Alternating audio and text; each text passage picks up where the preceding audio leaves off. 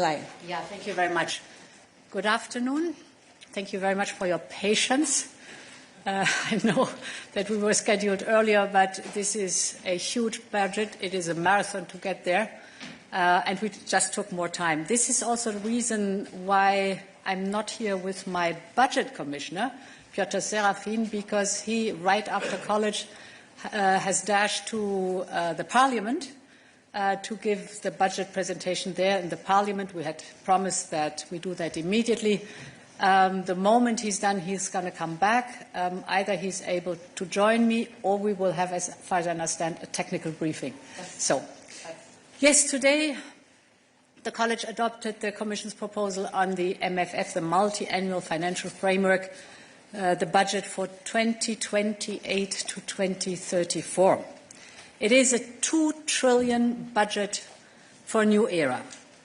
It is a budget that matches Europe's ambition, that confronts Europe's challenges, and that strengthens our independence. The budget is larger, it is smarter, and it is sharper. It is a budget that delivers for our citizens and our business, our partners, and our future. The next MFF will be the most ambitious ever proposed. It is more strategic, more flexible, more transparent, and we are investing more in our capacity to respond and more in our independence. Yet, crucially, Member States' contributions to the EU budget will remain constant as we propose a step change in the new own resources. I will outline 5 key areas, and I start with the first, investing in people, member states and regions. The core here are the national and regional partnership plans with 865 billion euros. They are the foundation for investment and reform. And we've produced a slide that shows a bit how these different funds that we have today, as mostly working as stovepipes, very little interlinked, can work together and integrate more so that the objective, the European objective, is better implemented on the ground. At the heart of these national and regional partnership plans remains agriculture and cohesion. They are the central pillars of European solidarity and investment in the European model. We are safeguarding 300 billion euros for farmers' income support. This includes a doubled agricultural reserve, so our farmers' livelihoods are protected. In cohesion, we are safeguarding for less developed regions, so that the investment in less developed regions has a minimum of 218 billion euros. On fisheries, 2 billion euros are ring-fenced as a minimum. The national and regional partnership plans also provide the financial resources for social policies. Here, for the very first time, there is a target for social expenditure of 14%, so a mainstreaming. And also, for the very first time, we will track social funding across the entire MFF. We are also tripling investment in migration and border management because Europe's borders are a shared responsibility. And we are tripling the Solidarity Fund so that we can act fast and decisively when disasters strike. So the purpose of the national and the regional partnership plans is that the one single plan a member state develops with the European priorities, that the plan integrates the different funds in a way that we can better manage it. Today we often see that you have several overlapping funds that potentially fund the same objective, but they are different in timelines, different in criteria for eligibility, different in what they target. So very difficult to find in these different funds the right one for the purpose. And a lot of redundancy and overlapping is basically wasting potential that we cannot unlock for the regions and the member states. Having said that, for the very first time, we also give the member states a possibility to invest in EU objectives with loans of up to 150 billion euros that are backed by the European Union. We call this Catalyst Europe. The loans are backed by the EU budget. We take the loans and hand them over to the member states. Those member states who want, for favourable conditions, boost, for example, specific European priorities. You can think of defence industry, you can think of energy infrastructure, strategic technologies, and others. So the Catalyst Europe will give member states additional means to invest in these European objectives. It's the very first time that such an additional financing source is proposed. I've spoken about the different elements that compose or that put together the national and regional partnership plans. Within these national and regional partnership plans, we propose a simple and transparent allocation system. This system builds on key principles like regional disparities, poverty risk, agriculture needs, tensions at our borders, etc. So again, these plans are tailor-made because the regions have different needs and they know best how to implement European policies and priorities in their territories and their communities. As our member states and specifically our regions are very different, but we have the overarching European priorities, this combination of having one single plan that is tailor-made for the region or for the member states, while there is the European funding easily accessible and clear investment and reform as a requirement, is here an absolute novelty. The national and regional partnership plans enable a more strategic allocation that reflects European priorities on the ground. I give you an example, housing. Housing today, you would never find the fund that is the right one for housing. But it's a huge topic all over the European Union with very different phases. So why the housing difficulties are in the different regions and member states. With one approach of a national and regional partnership plan, the one plan, you can take this cross-cutting topic and work with it within the plan, depending on how the specificities of the region or the member states are. So instead of having 10 different funds with different rules, different timelines and different criteria, often overlapping, we now have the national and regional partnership plans that put European priorities under one roof. They're easier to align with the local needs. They are simpler to manage for national and local authorities. And crucially, they are, of course, more powerful when combined. I want to share a moment on the respect for the rule of law within the national and regional partnership plans, but in all the MFF that is being proposed. The respect for the rule of law is unconditional. The rule of law is a must for all funding from the EU budget. And with the next MFF, we go further. The national and regional partnership plans will make the rule of law and fundamental rights a condition for investment and a focus for the reforms. As I said, the rule of law applies to all funds, and it will be smart conditionality.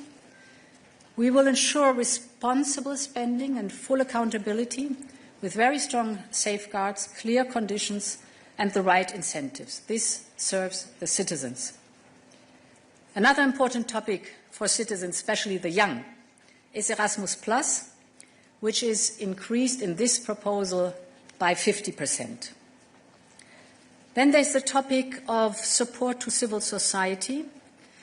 We will support civil society with different programs, for example, both the national and regional partnerships and the Competitiveness Fund will support life activities.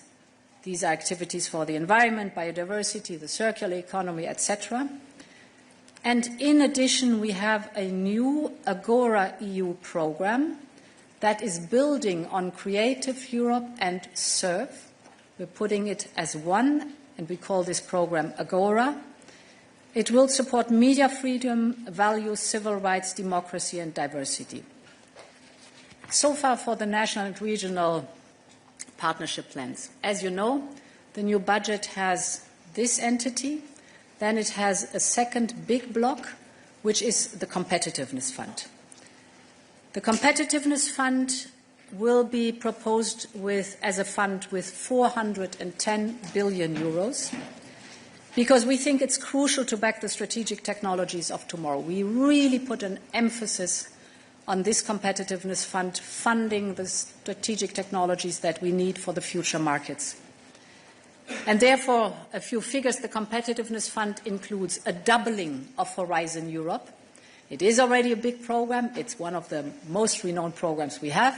Worldwide, the most renowned scientific and research program. We will double it. We multiply by 5 our investment in the digital to build a secure and innovative digital ecosystem. We will make a major boost in clean tech, the bioeconomy and decarbonization, with a 6 times increase of the funds from the EU budget that are funding this topic. And here, again, the clean technologies, the decarbonization, the circularity. In addition, we will have a climate and biodiversity spending target, so mainstreaming, of 35% for the new MFF. This is spending that serves the European Union's 6 environmental objectives. And if you look at this mainstreaming, this amounts to around 700 billion euros. The Competitiveness Fund is, as you know, part of the agenda for European sovereignty, which will enable us to secure supply chains, scale up innovation, and lead the global race for clean and smart technology. It is basically the answer to the call made by Mario Draghi and Enrico Letta, who both said this is necessary. Here is the answer in our proposal. It's a call for a strong industrial base, for a more integrated single market, and a united Europe that plays to its strength. Within the Competitiveness Fund, there are the topics for defence and space, and I want to highlight that. We are proposing 131 billion euros for the defence and space window within the Competitiveness Fund. That is 5 times of what we have today, because we know that security is a top concern for citizens and governments, and it will strengthen our industrial base and our capabilities. So far for the Competitiveness Fund. Next to the Competitiveness Fund are the Connecting Europe facilities. We have them for transport and we have them for energy. We are doubling the Connecting Europe facility for transport, and we are multiplying military mobility by 10. That is part of transport, so that our armed forces can move faster, better and together. And very important, we are multiplying energy infrastructure spending by 5 times what we have today for Connecting Europe facility energy. This reinforces energy independence and accelerates the clean transition. And we're significantly increasing the investment in cybersecurity and dual-use infrastructure. This is about European defence, about European connectivity and European readiness. We've looked at the national and regional plans. We've looked at the Competitiveness Fund. Now let's look at the third building pillar that is outside the European Union, Global Europe, a fund with 200 billion euros, an instrument, I must say, with 200 billion euros. This is an increase of 75% to match our responsibilities on the global stage. So this is, again, the same principle. We take Global Gateway, humanitarian aid, strategic partnerships, all in one, and most crucially, of course, also our support for enlargement. Let me shed a word on enlargement. Enlargement is a key priority. It is not just a political objective, it is a strategic investment in Europe's stability and prosperity, and that is why we are opening the full toolbox of global Europe to candidate countries, not only technical assistance, but also support for reforms and investments backed by resources.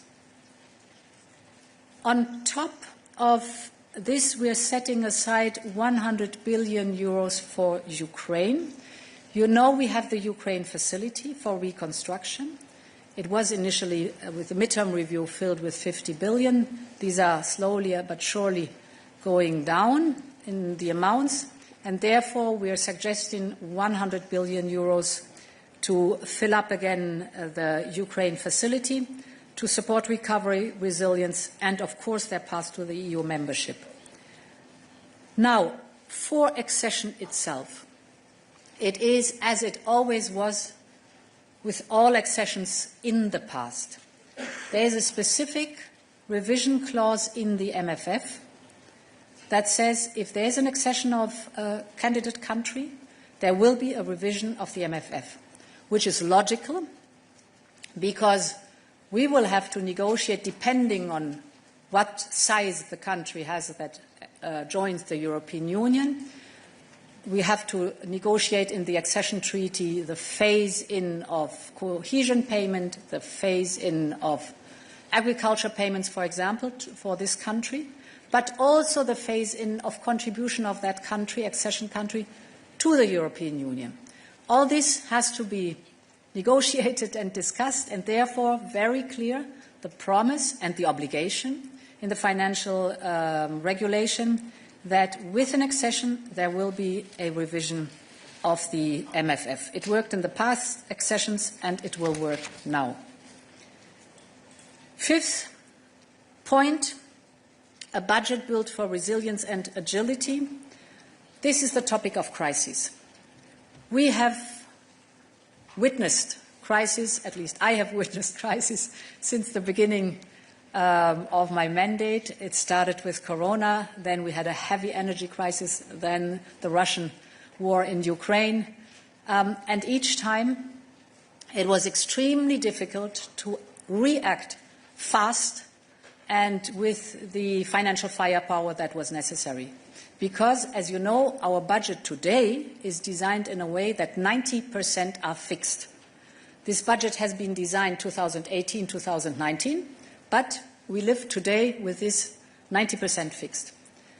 What we then did is we tried to use the Article 122, which is suboptimal.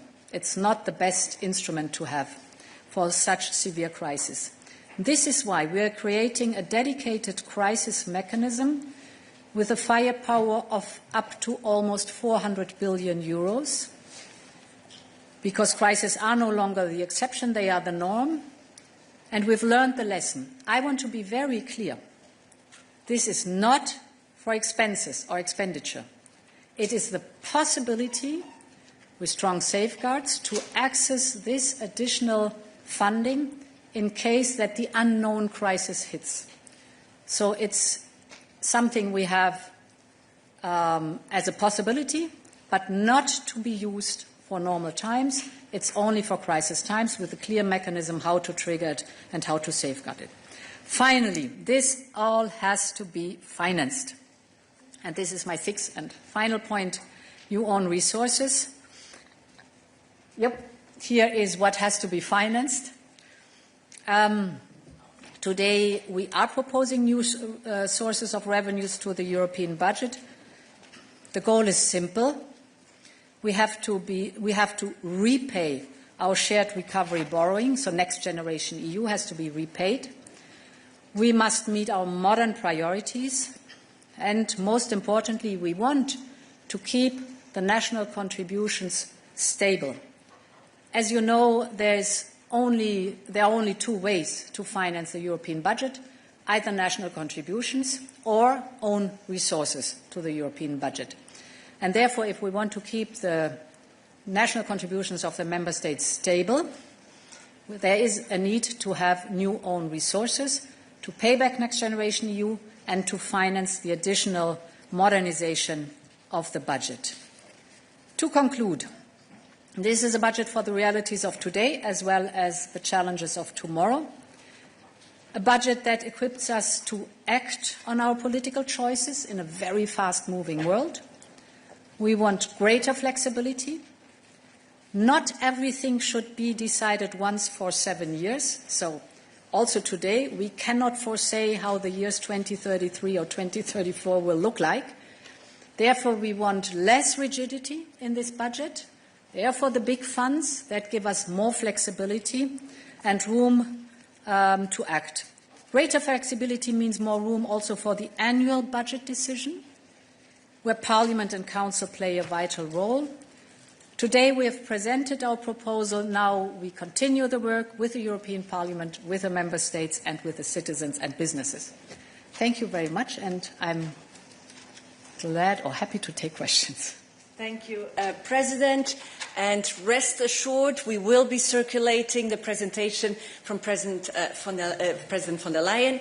And as the President mentioned at the very beginning, this will also be followed by a technical briefing where you will have the opportunity to ask your more technical questions. But for now, questions to the President. Rafaela, please. Thank you, Rafaela Scheidretter for the Austrian broadcaster ORF. President, for sure you've seen and heard the farmers' protests outside the Parlement building in the afternoon. So could you please elaborate what exactly does it mean now for farmers, for their subsidies, if all those subsidies are included in the national plans in the future? Or in other words, does it mean that you put an end to the common agricultural policy we've known for decades and the EU is so proud of? Agriculture will be strengthened. What we have safeguarded are the direct payments to farmers. This is the 80% or the equivalent of 300 billion euros. That is one part that is clearly safeguarded and secured. With the national and regional partnership plans, there's potentially way more funding accessible. And I will give you an example. This is not directly targeting the farmer's income. This is secured, as I said. But, for example, if you want to build a kindergarten, you can access the rural development. You might do it via the ESF Plus fund. You might try to do it via cohesion. All is possible. All of them have different, as I said, criteria, timelines, eligibility criteria, requirements, payments, co-financing, etc., for the same topic. And therefore, if you widen the scope with the national and regional partnership plans, the possibility for the farmers and the farming communities and their objectives to access more funding is bigger, is greater. What we can assure is that it is much more targeted, much more focused, it will come faster, and it's much more transparent. So the agriculture will benefit from it. Thank you. Henry, please. Thank you so much. Henry Foy, Financial Times. Forgive me, President, maths was never my strong subject at school, but you're asking for 2 trillion euros. You've just said you won't ask for more from the member states than they gave before. Last time they gave 1.2 trillion, and your own budget commissioner has just set out new own resources that will bring in about 400 billion. So where's the missing 400 billion that gets us to 2 trillion? And my second question is logistical. I understand from many commissioners that they only saw the final numbers 5 to 10 minutes before the college meeting started. Do you think that's a fair way to treat the commissioners, given that they had to sign off on this? Thank you. So we have since weeks, we had 2 orientation debates. Very important is the structure, where I've elaborated a lot on. Since many weeks, with these 2 orientation debates, we are working with the cabinets the heads of cabinets and the cabinets themselves. I think the last 4 weekends, they have all been working through the weekends. Yesterday, the last time I was looking into the room where they were working was after midnight, and they were still busy, and as far as I understand, it went till early in the morning. This is a marathon to get there, because it's a huge budget, and rightly so, with a lot of different interests in there. And it is normal that at the very end there's crunch time. Yesterday, I spoke to each and every commissioner, one after the next, with the figures. And there was a lot of content, of course, receiving these figures, and not everyone was satisfied with the amount it was increasing, but each and every commissioner had a conversation with me and the budget commissioner. So then we had negotiation throughout the night still ongoing. So the final, it would have been impossible to present a final table with all of it correct if you do not have the pieces of the puzzle. It went through all the night. We had intended to start this morning at 9 a.m. We started at 1 p.m. So the negotiations and the discussion, and specifically the scrutiny on the legal text, that is so important, because we had changes during the night. And then for the other cabinets, it has to be fair that they can look at the details in the legal text that are changing. So this explains the process. The process actually has always been like that. It's not new. You have to discuss the structure, and the final figures then come when there's an agreement about the structure. Then come the final figures, and then we had today the college debate on it. There's a strong support. The collegial decision is taken, and now we have to fight to bring this budget further. In the next 2 years, we will have a long time to negotiate. On the details of the figures, I think the technical briefing will bring you what is necessary there.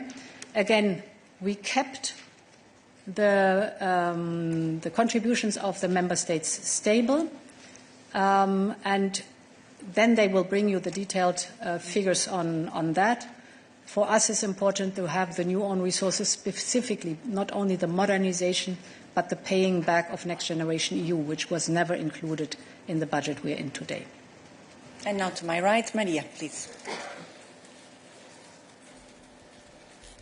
Maria Vasiliou, Tanea, Greece.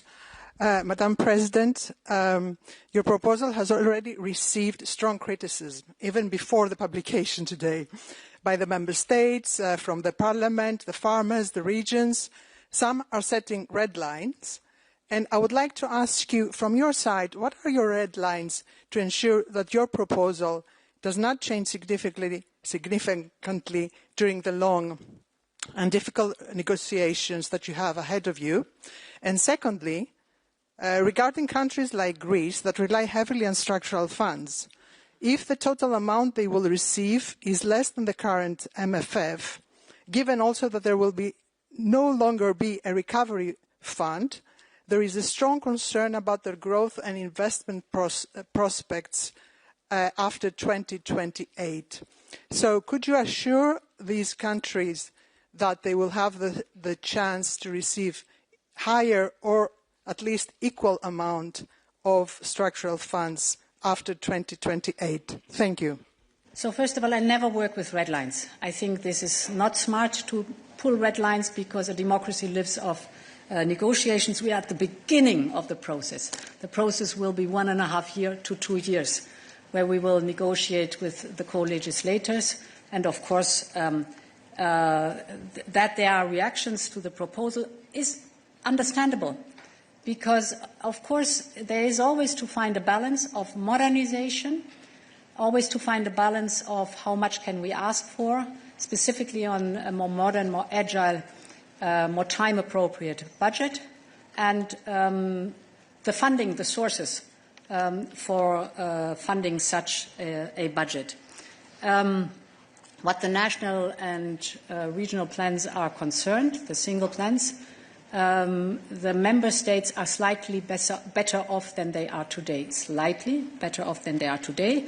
Next Generation EU is a different thing. I mean, Next Generation EU we have created as a response to Corona, and it was extremely successful. But we cannot say this is a permanent fund that is there. It was and is a recovery fund after Corona. It was absolutely necessary because we had a sharp decline in the economic activity. It helped to have a sharp rise again in the economic activity, actually combined with SURE for the employment. So we really did well, and we came out well out of the Corona crisis. But this is Next Generation EU and a topic in itself. We learned a lot in Next Generation EU about the positive effect the combination of investment and reform has. Therefore, this principle is translated in the national and regional partnership plans, because this proved to be very effective also in the European ambitions that we have. But as I said, in general, if you look at what the volume is for the member states today, there's a slight improvement. Yes, Michael, please.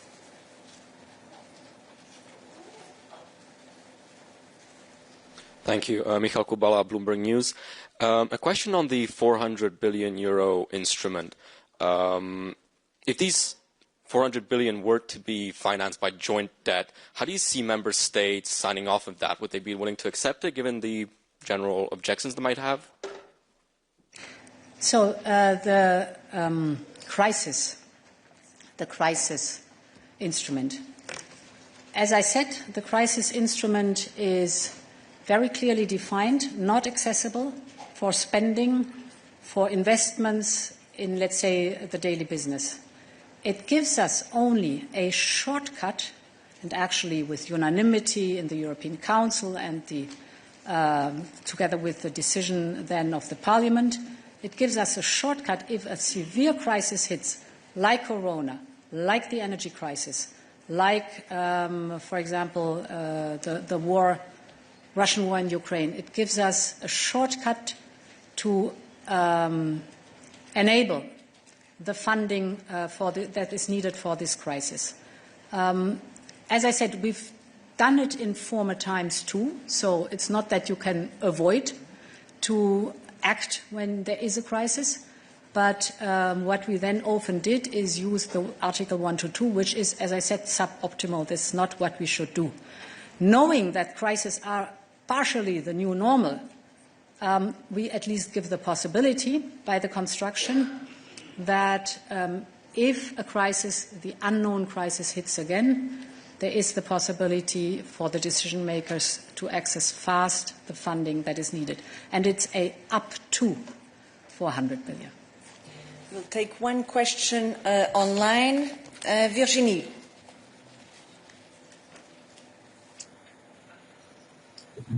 Bonjour. Bonjour Madame la Présidente. J'avais deux questions. Vous avez dit que la première partie, le premier pilier de ce budget offrait beaucoup de flexibilité.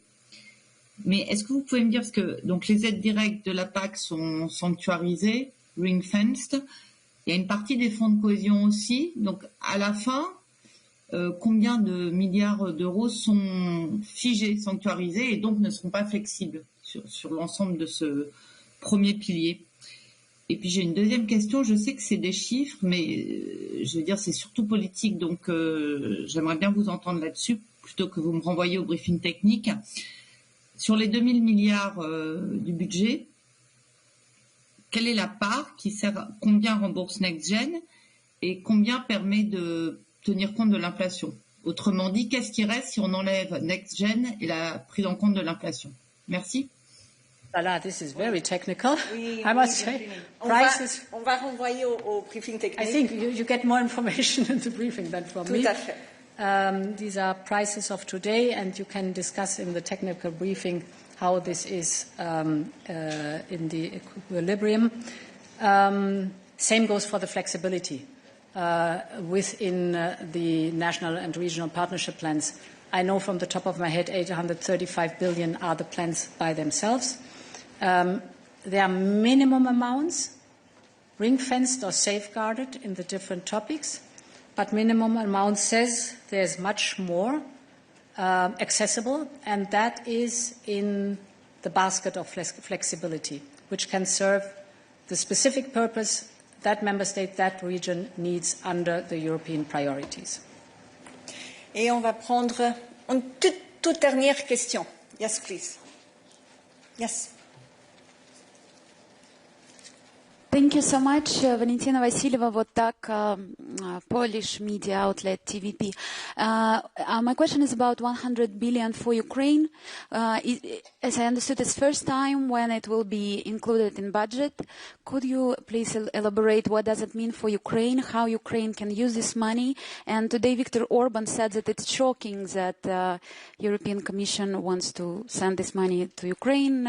Probably he will not agree. What do you think Commission can do about that? How to convince Viktor Orban? Thank you. So the 100 billion are feeding into the Ukraine facility that exists already. It has been put in place by the heads of state and government and in the co-legislative process that is necessary. So the facility exists. It was filled with 50 billion euros at the midterm review. We did that 1 or 2 years ago. And these 100 billion are a proposal to fill up this facility, which is dedicated for reconstruction of Ukraine. So, thank you. And a very, very final one. Yes, please, behind. Thank you. Gerardo Fortuna from Euronews.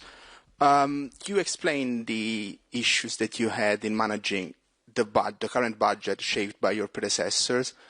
Now you're giving your budget designed by you lots of flexibilities, lots of powers.